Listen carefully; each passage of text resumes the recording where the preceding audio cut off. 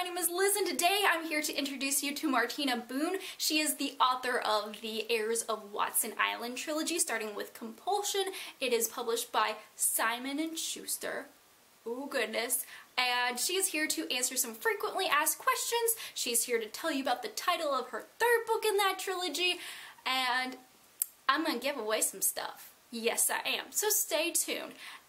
Roll the clip. Hi, I'm Martina Boone, and I am the author of Compulsion, which is book 1 in the Heirs of Watson Island series, and book 2, which is Persuasion. Book 1, Compulsion, came out last October, and book 2 is coming out October 27th. And it's a trilogy, so there will be a third book, and I am actually really excited because I get to share the title with you. We haven't released it yet, so this will be like, the first public revelation. The third book is going to be called Illusion. So today I want to say a huge thank you to Elizziebooks. This is my very first video about Compulsion, and so I'm a little nervous. I'm going to answer some of the most common questions that people ask me about the series.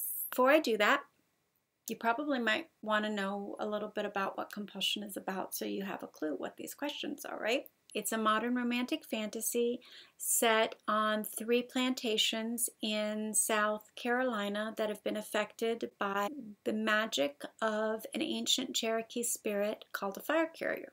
300 years ago, the families that have owned those plantations for all that time made bargains with the fire carrier that resulted in 2 of the families getting wishes and 1 family getting a curse. And that may sound a little unfair until you realize that magic always has a consequence, and even the gifts, as they're called, aren't really without a price. That's kind of the downside of the magic. The magic is renewed every night when the fire carrier comes out of the woods and he sets the river around Watson Island on fire. The first question, my favorite question, is what do I love most about the series? It's always a toss-up for me between the magic and the setting, which is sort of a character in itself, and then the romance between Barry Watson and 8 Buford, who are the 2 main characters. Barry, she's so lost and alone at the beginning of the book. She's just lost her mother, and she's been sent to live on this island she's never heard of with this aunt she's never heard of, and she's so afraid that if she's herself, or if she stands up for herself, nobody's going to like her, nobody's going to love her. And she doesn't really have the self-confidence to really sit down and say, hey, this is what I think is right. This is what I want to do. She's just trying to find her way, which is, kind of reminds me of me when I was a teenager, and it reminds me of my daughter, and it reminds me of, it reminds me of me every time I still walk into a room full of strangers. She starts off being so much like a regular teen, and with this one little tiny piece of magic that she's had to live with all her life. As the book progresses, she gets stronger, and then as the story progresses, she turns into this really kick-ass young woman who just blows my mind with the way that she's grown, and who speaks her mind and knows what she wants and goes out and gets it and saves her world in many different ways. And then she meets 8 Buford, and 8 is actually Charles Buford the 8th.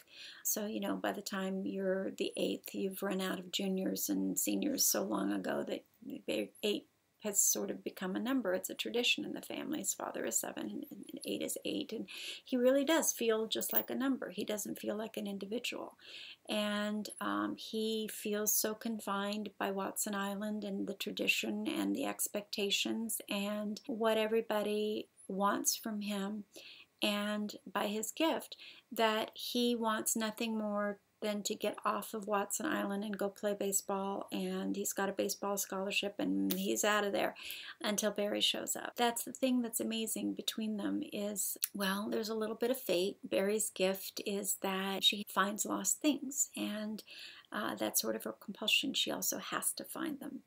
And so, you know, 8, he's her missing half, and so she's fated to find him.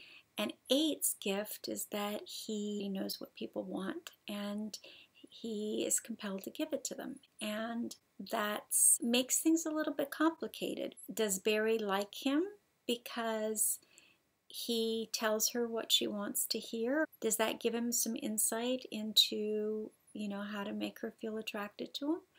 Is she finding him because of her gift, or is she finding him because she really is interested in him? Okay, yeah, great. He's good looking and he looks fantastic without a shirt on, and so there's that. But, you know, that's not all there is to attraction. You also have 8, and 8's gift makes him want what other people want. So does he want Barry because he wants Barry, or does he want Barry because she wants him? Barry's pretty smart, even though she can do some incredibly silly things sometimes, because we all do. But so she's really fighting this, and because she doesn't understand, she sort of really struggles with that. 8 ultimately struggles with that, and they struggle against each other, and I think that's the thing that I love the most. These two are really meant to be together, but there's so much conspiring against them. And at heart, we all want to believe in love and in the power of people being fated for each other, but we also don't want to trust it. Okay, so the last question is, who is the fire carrier?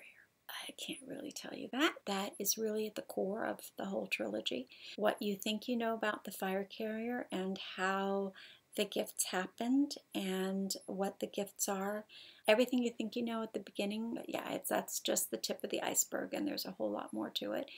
And one of the things that is really, for me, the most fun about the story is the magic, and whether there's magic in the world, and where do we go to look for it. Thank you so much to Martina for sending me that clip, and now to talk about the giveaway. Or should I say giveaways, because there is a t-shirt prize pack as well as a grand prize giveaway. So you actually have 3 chances to win the Compulsion t-shirt prize pack, once on my blog and 2 other times on a couple other blogs. So you're gonna go to the links below and enter all of those, and with all 3 of those you are entering into the grand prize pack. Now, I don't know all the details of the grand prize pack, but you know when it's grand, it's gonna be grand. Is that a little too obvious? Maybe. You can enter this giveaway anytime this month. It wraps up on August 1st, so make sure to get your entries in before then. And for a bonus chance to enter into the grand prize giveaway, you can go to adventuresinyapublishing.com. They've got a bunch of stuff as far as giveaways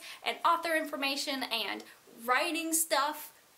Oh my goodness, so if you're interested in young adult publishing, check it out. And if that's not enough, Martina is running this campaign for people who are working in libraries and schools and would like to win a bunch of books. She is running this thing called Compulsion for Reading, and so you can go check that out. The link is below. So I hope you guys liked this video as much as I liked making it, and I hope you guys have a great day and keep reading.